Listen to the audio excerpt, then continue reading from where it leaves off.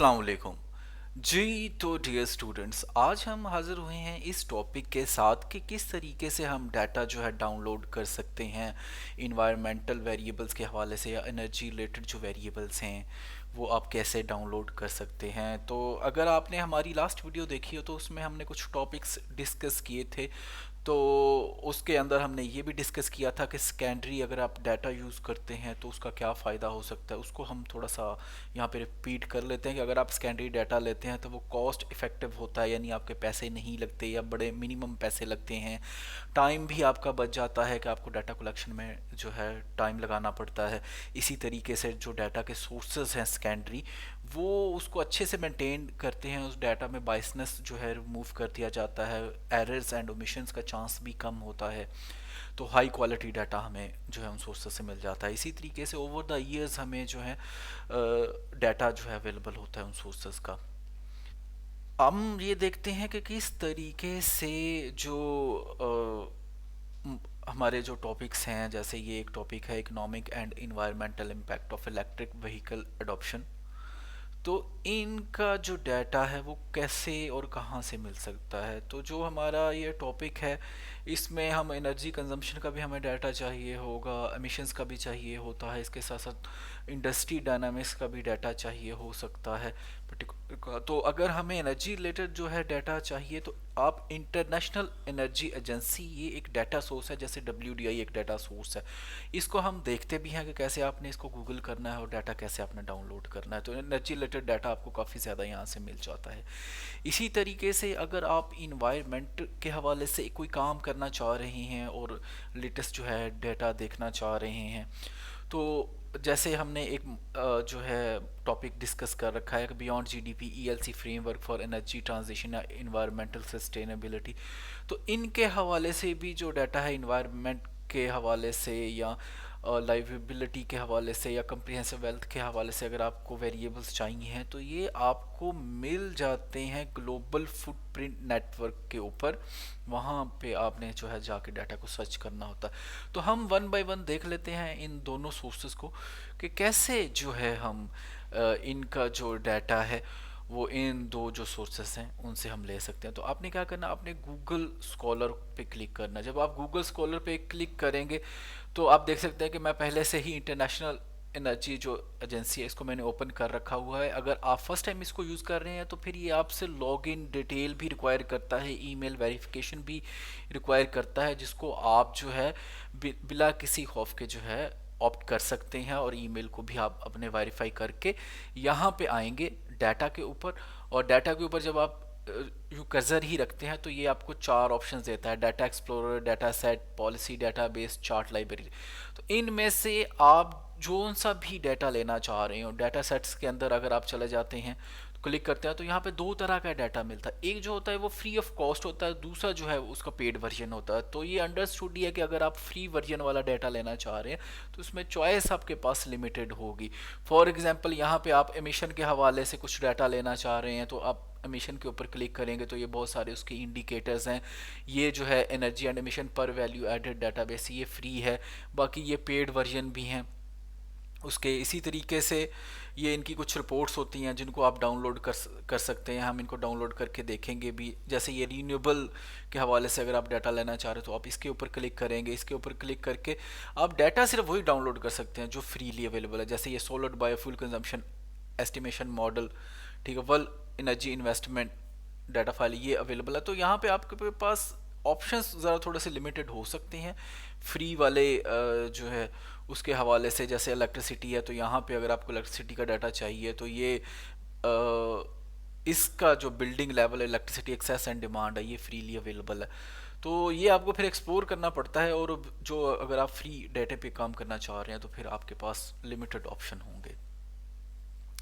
तो आप इस डाटा को क्या कर सकते हैं जी, आप इस डाटा को सिलेक्ट करेंगे और फिर ये डाउनलोड हो जाता है। जैसे ये मंथली इलेक्ट्रिसिटी स्टैटिस्टिक्स हमारे पास आ रही है, या नेट ज़ीरो का ये सिनेरियोज भी हमारे पास डिफरेंट आ रहे हैं। और ये SDG के डाटाबेस भी हमारे पास आ रहे हैं जहाँ पे हिस्टोरिकल टाइम सीरीज़ की जो डाटा है कुकिंग के हवाले से। और इस तरीके से वो कुछ ना कुछ जो है वेरिएबल्स का जो चाहिए हो सकते हैं आपको, उनका डाटा आपको मिल जाता है। तो आपको कैसे एग्जैक्टली ये डाटा मिलेगा, ये आपको एक्सप्लोर करना पड़ता है। फॉर एग्जांपल कैसे एक्सप्लोर करेंगे, आप उस पर क्लिक करेंगे। अब चूंकि हमें पता है कि ये एक फ्री प्रोडक्ट है, तो आपने जहाँ डाटा इनका नीचे अवेलेबल है वहाँ पे जाना है एक्सेल शीट में, और तो आपने उस शीट को डाउनलोड करना है। तो इस शीट के लिए आप ये देख सकते हैं कि ये सारा जो स्टैट्स है वो एक्सेल शीट में अवेलेबल नहीं है।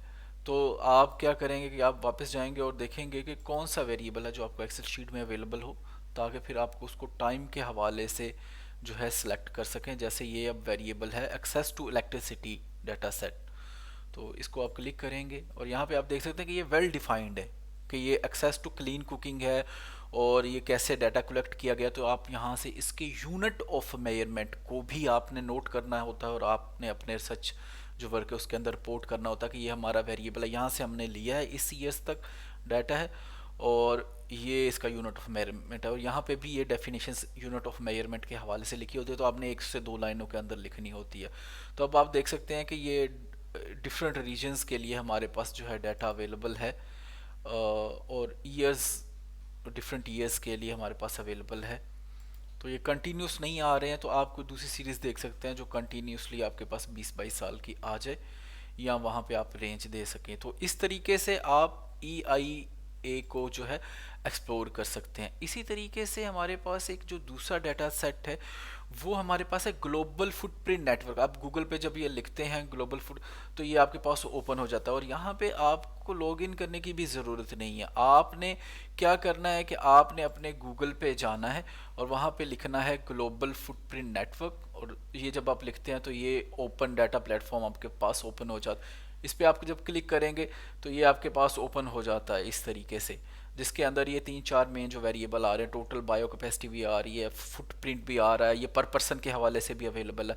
तो अगर आपका मॉडल पर पर्सन के हवाले से है, पर कैपिटा फॉर्म में है, तो तब तो आप ये वाले पर पर्सन वाले चूज़ कर लेंगे। लेकिन अगर आप टोटल को लेकर चल रहे हैं तो फिर ये टोटल बायो कैपेसिटी और टोटल जो इकोलॉजिकल फुटप्रिंट है इसको आप सेलेक्ट कर सकते हैं। और अगर आप इन दोनों का रेशो ले लेते हैं तो वो उसको कहते हैं इन्वायरमेंटल लोड कैपेसिटी फैक्टर, जो कि सप्लाई डिमांड जो बैलेंस है इन्वायरमेंटल वेरिएबल्स के हवाले से वो उसको रिप्रेजेंट करता है। और वो स्टेट ऑफ द आर्ट एक इंडिकेटर है जो यूज़ किया जा रहा है टोटल इन्वायरमेंट जो इंडिकेटर है उसको रिप्रेजेंट करने के लिए। तो इसके डाटे के लिए आपने यहाँ पे एक्सप्लोर डाटा पे जाना है और एक्सप्लोर डाटा के ऊपर जब आप क्लिक करते हैं तो ये हमारे पास 3 से 4 जो है ये जो मेन इंडिकेटर्स हैं वो ओपन हो जाते हैं, जिसमें बायो कैपेसिटी, इकोलॉजिकल फुटप्रिंट भी है, इकोलॉजिकल डेफिसिट भी है। तो आप अपना जो ऑब्जेक्टिव है, जो रिसर्च क्वेश्चन जो भी आपके पास है, आपने उसके हवाले से डाटा लेना होता है। तो यहाँ पे आ रहा है डाइव इनटू डाटा का ऑप्शन। तो डाइव इनटू डाटा पे जब आप क्लिक करते हैं तो यहाँ पे ये ऑप्शन आपके पास आ रहा है सेलेक्ट कंट्री। तो यहाँ से आप फॉर एग्जांपल मैं पाकिस्तान का लेना चाह रहा हूँ तो मैं यहाँ लिखूँगा पाकिस्तान, तो ये पाकिस्तान नीचे लिखा रहा है, इसको सिलेक्ट करेंगे। अब अगर आप पर पर्सन का डाटा लेना चाह रहे हैं तो वो भी आप बायो कैपेसिटी का और फुटप्रिंट दोनों का पर पर्सन का भी अवेलेबल है। लेकिन हम टोटल अगर लेना चाह रहे हैं तो फिर आप टोटल का पहले जो है इकोलॉजिकल फुटप्रिंट को 1 बाय 1 ये डाउनलोड हो जाता है, इसको मैं डाउनलोड करता हूँ और फिर जो बायो कैपेसिटी है इसको भी मैं डाउनलोड कर लेता हूँ। तो जब मैं इसको पाकिस्तान के हवाले से, ये आप देख सकते हैं ग्राफ भी आ रहा है, इसको भी आप कॉपी कर सकते हैं ग्राफ को भी, और सेव करके आप अपने थीसिस में रिपोर्ट भी कर सकते हैं, या आप खुद से भी ग्राफ जो है डाटा से ड्रा कर सकते हैं।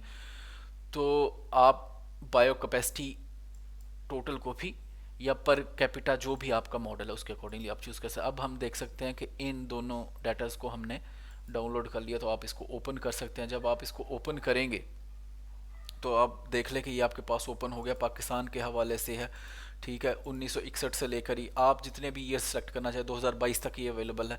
तो ये डाटा आपके पास, और ये उसकी टोटल वैल्यू है इकोलॉजिकल फुटप्रिंट की, और इसी तरीके से बायो कैपेसिटी की भी हमारे पास दूसरी शीट में फुल वैल्यू आ जाती है।